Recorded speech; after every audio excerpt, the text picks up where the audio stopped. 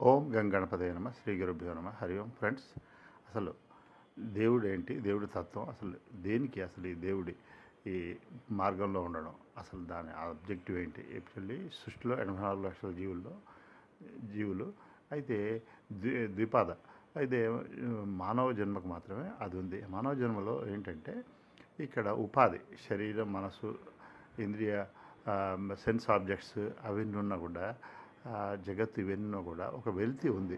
అది నింజత్వం అంటారు. ఆ వెలితి ఇన్కంప్లీట్. ఎట్లా అంటే ఒక చేప నీళ్ళకు దూరంగా ఉంటుందో అలా ఉంటుంది.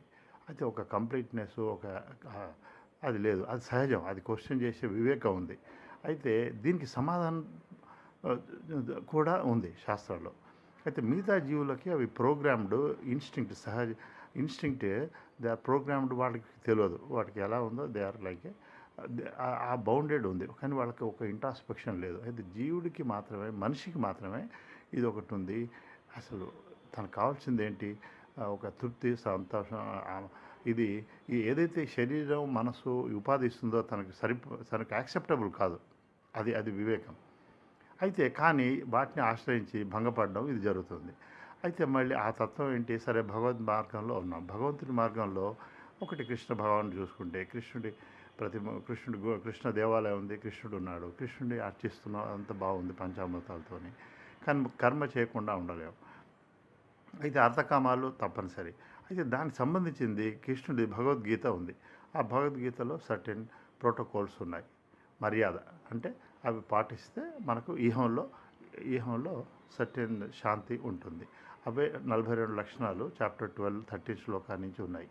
అయితే భగవంతుడు దాన్ని కంక్లూడ్ చేస్తూ ఇది ధర్మం, ఇది పాటించేవాడు నాకు ప్రియుడు, అండ్ ఇది భక్తి అనిపించుకుంటుంది అన్నారు. అయితే ఆ 42 పాటించినప్పుడు ఇహంలో ఉంటుంది. కానీ ఆ ఇహం కూడా అది సమాధానం ఇవ్వటం లేదు. ఎందుకంటే అది నశిస్తుంది కాబట్టి. జీవుడికి తన పూర్ణత్వం ఎప్పుడు ఉండాలి. అయితే ఇది తప్పనిసరి సాధిస్తుంది. ఇది సాధ్యమే. జీవుడు యాక్చువల్గా భగవతత్వమే, ఈశ్వర అంశే, ఈశ్వరుడు అవినాశి, జీవుడు కూడా. కానీ ఈ మృతప్రాయమైన ఉపాధిని పట్టుకొని తను కూడా దానికి అవస్థ గురి అవుతున్నాడు. అయితే ఆ కృష్ణుడి ఫస్ట్ ఏంటంటే దాని కృష్ణతత్వం, ఆయన సచ్చిదానంద స్వరూపాయ. దాన్ని సూచించే ఆ మార్గం ఏంటంటే తన క్షేత్రం కాదు, తన క్షేత్రజ్ఞుడిని, తన జ్ఞాన స్వరూపం.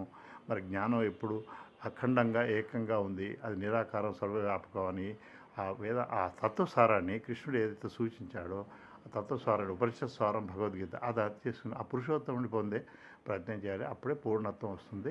ఈ జీవితానికి సమాధానం. హరి ఓం.